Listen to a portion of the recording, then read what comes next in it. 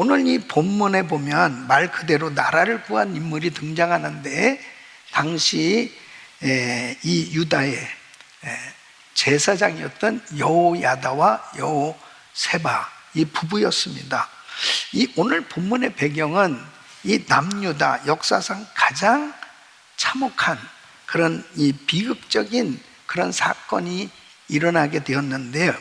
그것은 이제 이 아시아 왕이 죽게 되다 그의 어머니 야달라가 욕심을 갖게 돼요. 내가 왕이 돼야 되겠다. 그래서 이 아시아의 그 자녀들, 왕자들, 그러니까 자기에게 있어서는 손자들이잖아요.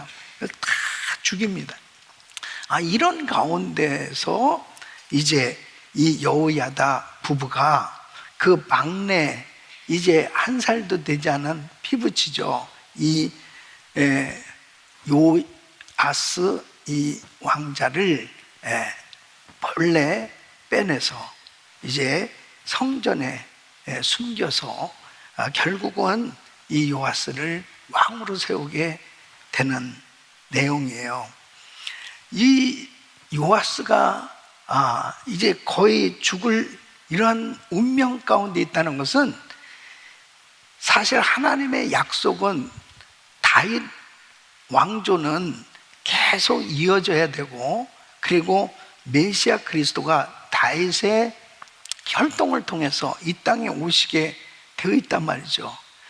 이 모든 약속이 끊겨질 수 있는 이런 위기 가운데 있었을 때 정말 이 여호야다 부부를 통해서 나라를 살리게 되었다.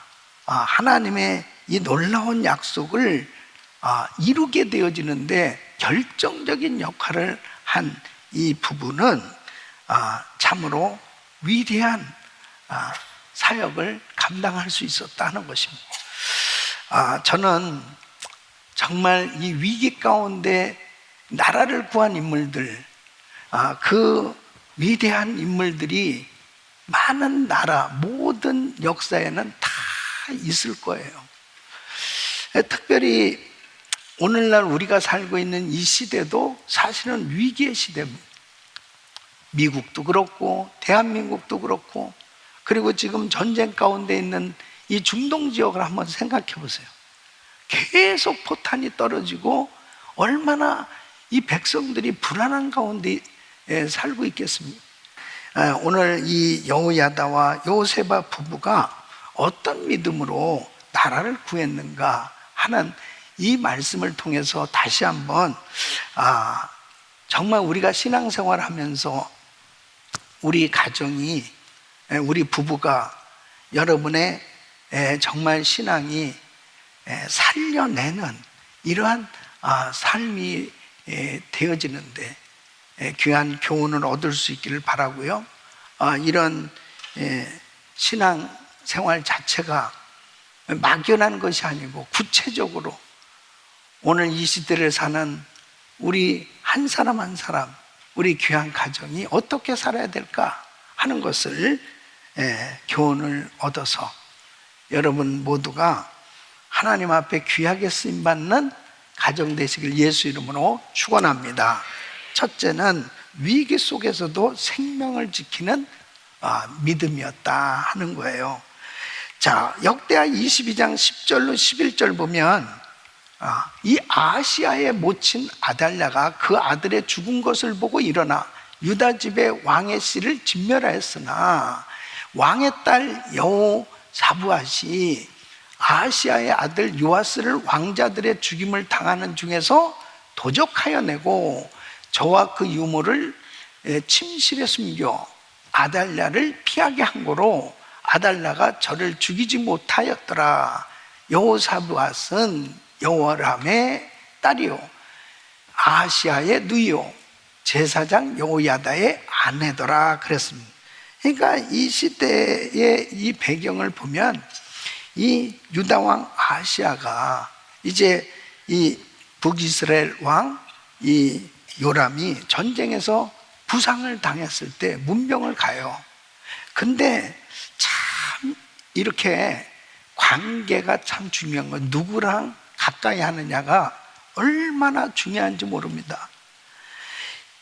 이 요람이 악행을 저지르는데 우상 숭배를 하는 거예요. 이 요람이 누구예요? 그렇게 바알 신을 섬겼던 이 아합 왕의 아들 아니. 그러니까 똑같이 그렇게, 그러니까 하나님께서 심판하시기로 작정했는데 하나님의 종 예후를 세워서 심판을 하신, 그때 이 요람이 죽으면서 아하시아도 함께 죽는 거예요. 그러니까 사탄은 하나님의 계획을 교묘하게 무너뜨리려고 지금도 역사하고 있는 거예요. 그런데 하나님께서 이 여호세바를 사용해서 이 요아스를 살려내게 했던 것을 보게 됩니다. 다윗의 계보를 통해서 이 땅에 메시아 그리스도가 오실 수 있도록, 그것이 끊어지지 않도록 이 가정을 사용하신 거예요.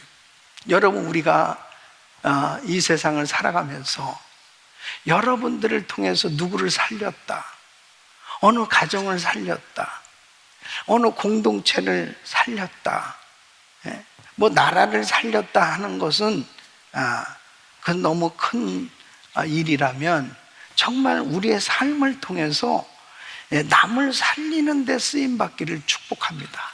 남을 살리는 일에, 다윗이 압살롬의 반란으로 인해서 도망을 다닐 때 이제 절대절명의 위기예요. 그래서 다윗이 왕궁을 떠날 때는 맨발로 떠났다고 그러죠. 얼마나 급했으면. 그리고 이제 다시 돌아올 기약이 없는 거예요. 그때 그 후세가 도왔고, 제사장 사독과 아비아들이 도왔고, 소비와 마길과 바르실레와 이런 인물들이 나오잖아요. 그 다윗에게 음식을 가져다 주고 필요한 것들을 도와주고, 이렇게 도와서 다시 왕위를 회복했을 때 다윗은 눈물 날 정도로 고마웠던 거죠. 그래서 그 모든 사람들에게 후대하는 것을 볼 수 있잖아요. 여러분, 사람들이 살아가면서 다른 사람들이 힘들고 어려울 때, 그 위기를 만났을 때, 이 고통 가운데 있을 때 정말 그런 사람들을 돕고 살릴 수 있는, 그리고 하나님의 나라에 있어서도 역시 마찬가지예요. 그렇게 하나님께서 기뻐하는 일, 살리는, 영혼 살리는 일에 희생하면서 드려진 그 모든 것들을 하나님께서는 상급으로 축복해 주신 줄로 믿습니다. 그래서 바울은 자기가 복음을 전하다가 감옥에 갇혔을 때 많은 사람들이, 많은 교회가 외면했지만은 빌립보 교회는 사람도 보내고 물질도 보내면서 도왔다고 말하고 있잖아요. 빌립보서 4장 18절로 19절 보면, 내게는 모든 것이 있고 또 풍부한 에바브로디도 편에 너희에 준 것을 받음으로 내가 풍족하니 이는 받으실 만한 향기로운 제물, 하나님을 기쁘시게 한 것이라. 나의 하나님이 그리스도 예수 안에서 영광 가운데 그 풍성한 대로 너희 모든 쓸 것을 채우시리라. 채우시리라. 하나님께서 감동받으시고 축복해 주시는 거예요.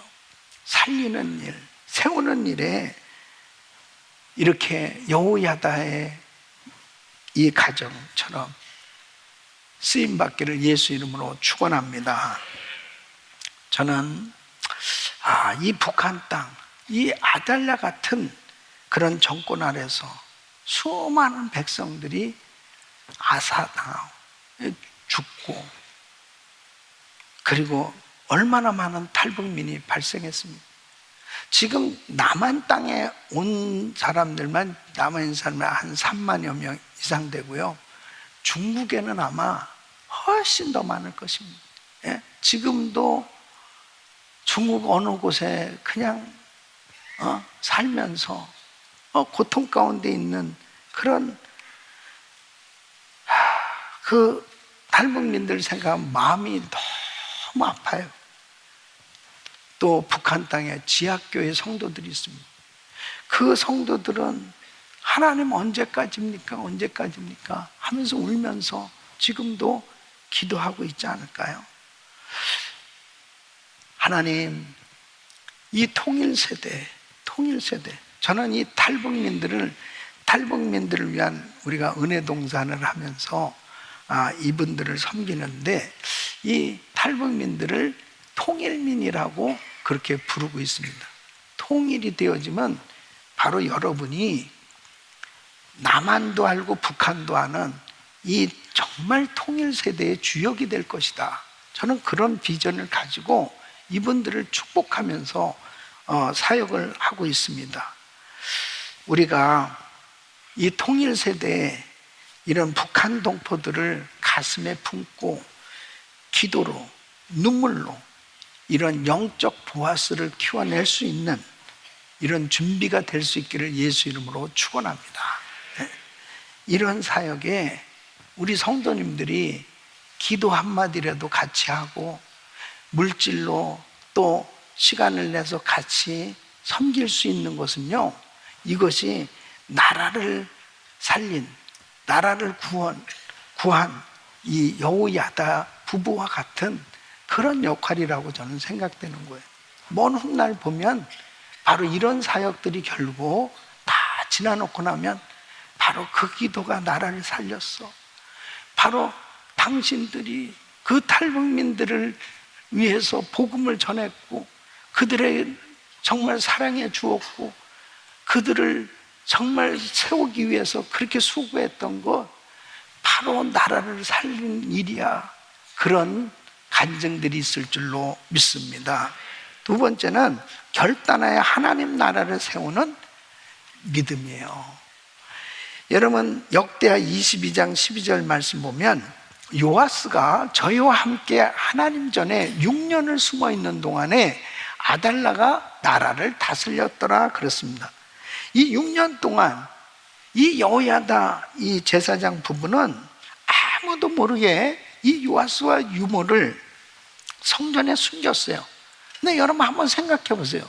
이 성전에 많은 방들이 있다 하더라도 이 애기인데 정말 그 성전에는 성전에서 일하는 제사장들이 있죠.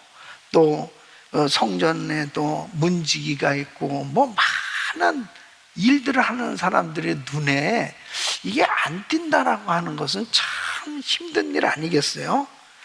이렇게 용기를 내서 요아스를 정말 왕으로 세우기까지의 이 과정은요, 정말 엄청나게 어려운 일이 아니었을까. 그런 위험을 무릅쓰고 바로 여호야다는 철저하게 준비를 합니다. 그래서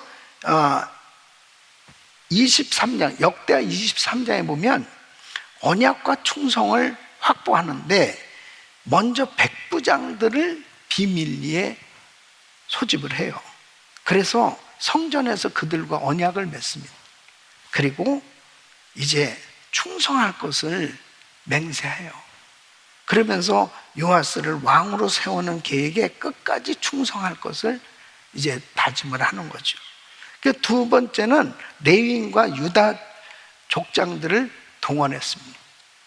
그래서 레위인과 유다의 족장들을 다 불러서 역할을 분담하는데 성전 문을 지키고 왕국 문을 지키고 백성들의 출입을 통제하도록, 그래서 레위인들은 성전 봉사와 함께 요아스를 호위하는 임무를 맡겨요. 그리고 세 번째는 무기를 배분했습니다. 그래서 여호야다는 다윗 왕이 성전에 보관했던 그 창과 방패를 백부장들에게 다 나눠줘서 이 아달라의 군대에 맞설 이 준비를 하는 거예요. 그리고 네 번째는 요아스를 호위할 병력을 배치했습니다. 그래서 백성들을 세 그룹으로 나눠가지고 성전의 중요한 지점마다 이렇게 배치하고 모든 병력이 요아스를 중심으로 바로 이 왕을 보호하도록 했단 말이에요. 그러니까 이렇게 이제 요아스가 7살이 됐을 때 이제 왕으로 세워지니까 거의 7년을 철저히 준비한 거예요. 그런데 중요한 것은 바로 뭐냐? 이 여호야다 부부는 아달라가 통치하는 것은 이것은 잘못됐다라고 하는 것, 이것은 악행이라고 하는 것, 이것은 하나님이 기뻐하지 않는다는 것, 그리고 요아스가 왕이 되는 것은 이것은 하나님의 뜻이고, 그리고 반드시 다윗의 혈통을 통해서 이제 메시아 그리스도가 이 땅에 오시기까지 하나님이 주신 이 언약에 대한 이 분명한 확신이 있다면, 지금 이렇게 하는 일은 하나님의 뜻이라고 하는 이 분명한 확신이 있을 때 목숨을 걸고 철저히 준비하면서 이 일을 할 수 있었다. 그러니까 우리가 신앙생활하면서 제일 중요한 것이 뭐냐면, 어떤 일을 할 때 이거 하나님 뜻인가? 정말 하나님이 기뻐하시는 일일까? 이거 제일 중요한 거예요. 성경 말씀을 통해서 하나님의 뜻을 확인하는 것이 제일 중요하고, 그 다음에 하나님의 뜻이라면 철저히 준비해야 됩니다. 철저히 준비해야 돼요. 예. 여러분, 우리 은혜교회가 처음에 교회가 개척될 때 우리 김광식 목사님께서 예배를 어떻게 드려야 하나님이 정말 기뻐하실까? 그래서 하나님이 기뻐하는 예배를 드리기 위해서 그 개척 멤버들하고 예배 예행 연습을 했던, 처음부터 예배 예행 연습을 저는 그 말씀을 들으면서 정말 그렇게 철저히 준비하는 것이 얼마나 중요한가. 또 우리 TD를 하면서도 그렇잖아요. 정말 각 부서마다 철저히 준비하고, 또 우리 단기 선교팀들도 그렇죠. 철저히 준비해서 간 그 사역에는 확실한 열매가 있어요.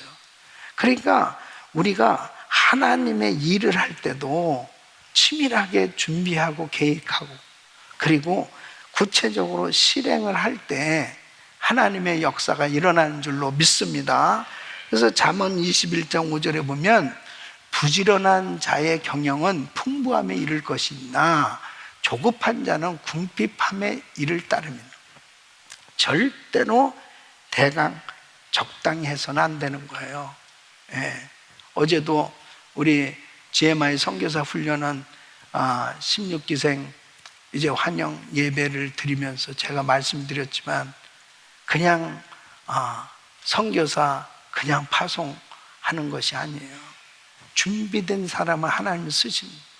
철저히 준비하고 그렇게 결단할 때 하나님께서 은혜를 주시는데, 바로 이 여호야다는 이렇게 철저히 준비한 거예요. 그래서 오늘 이 본문에 보면 9절로 11절 보면, 제사장 여호야다가 하나님 전안에 있는 다윗 왕의 창과 큰 방패와 작은 방패를 백부장들에게 주고, 또 백성들로 각각 손에 병기를 잡고 왕을 호위하되, 전 우편에서부터 전 좌편까지 단과 전 곁에 서게 하고, 구체적이잖아요. 무리가 왕자를 인도하여 내어 면류관을 씌우며 율법책을 주고 세워 왕을 삼을세, 여호야다와 그의 아들들이 저에게 기름을 붓고 모두 왕의 만세를 부르니라.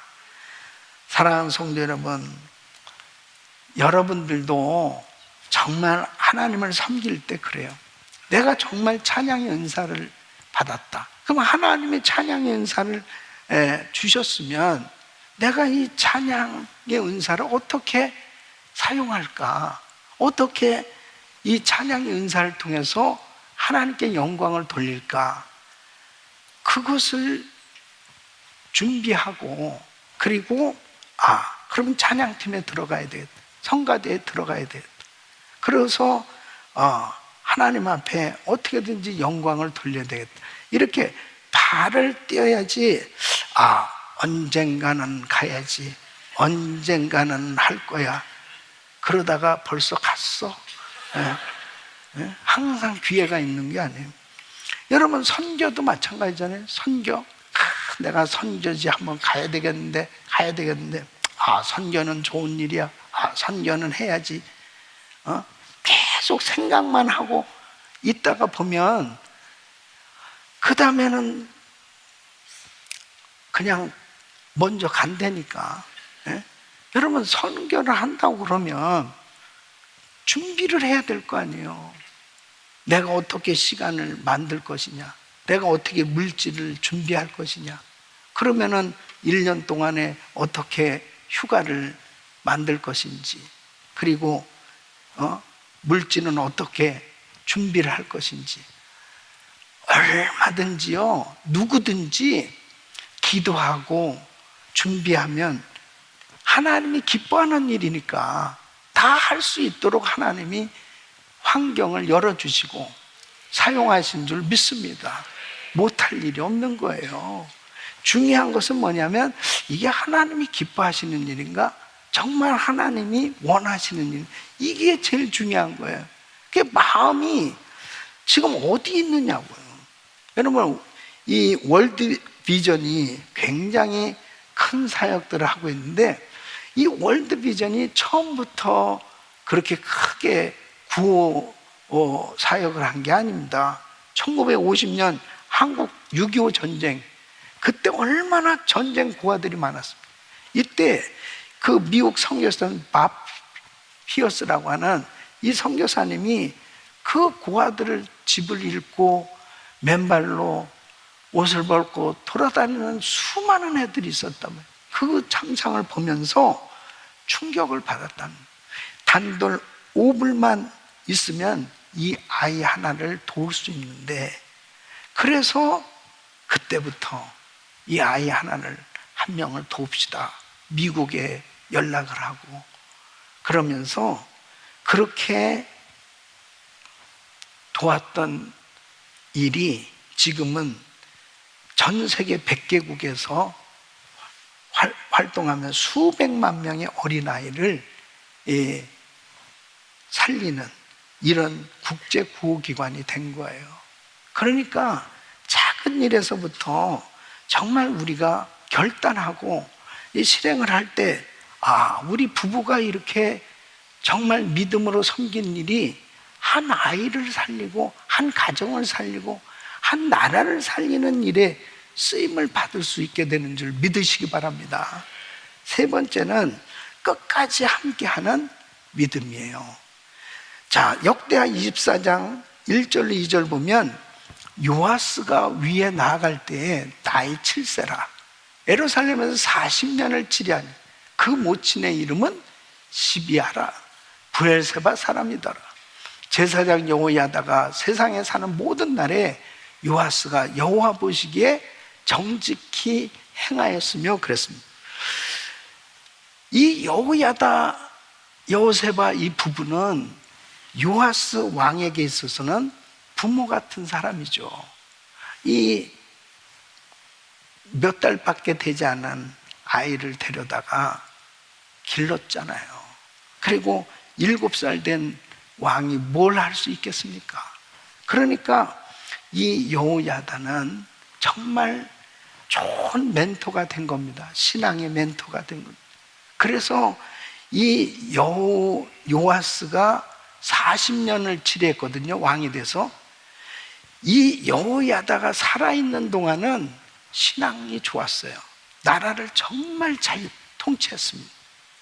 근데 참 안타까운 게 뭐냐면, 이제 역대하 24장 15절에 보면, 여호야다가 나이 많고 늙어서 죽으니 죽을 때 130세라서요. 130살에 죽은 거예요. 130살에. 그러니까 참 어떤 면에서 보면 이 여호야다가 오래 살 수 있었던 것도 이 요아스를 위해서 아닐까. 그런데 여호야다가 세상을 떠난 다음에 이 요아스는 다른 사람들의 조언을 듣는단 말이에요. 그 조언을 들었던 것이 결국은 하나님을 떠나서 우상 숭배하는 길로 들어서게 됩니다. 그래서 역대하 24장 17절로 18절 보면 여호야다가 죽은 후에 유다 방백들이 와서 왕에게 절하매 왕이 그의 말을 듣고 그 10주의 하나님 여호와의 전을 버리고 아세라 목상과 우상을 섬긴 거로 이 죄로 인하여 진노가 유다와 예루살렘에 임하니라. 얼마나 안타까워요. 누구의 조언을 듣느냐가 누구의 말을 듣느냐 이렇게 다른 거예요. 여러분, 내가 신앙생활 참 지금 잘하고 있으니까 나는 어디를 가도 잘할 것 같은 그런 생각이 들죠. 얼마나 이 교회가 중요한지 압니까? 얼마나 정말 이 하나님의 말씀을 듣는 이러한 예배가 중요한지 알아요? 하나님의 말씀에서 벗어나면 어느 순간부터 그냥 금방 세상 사람으로 전락하는, 이 요아스가 바로 그랬단 말이에요. 그 옆에서 여호야다 부부가 늘 기도해주고 늘 신앙적으로 조언해 줬을 때는 이 바른 하나님을 바르게 섬기면서 통치를 잘했는데, 여호야다 부부가 세상 떠나고 난 다음에 어떤 면에서는 내가 자유하다, 나도 그냥 내 마음대로 좀 살아봐야 되겠다, 그렇게 생각할 수 있을지도 모르겠지만 결국은 엉뚱한 방향으로 가잖아요. 결국은 망가지게 된다 말이에요.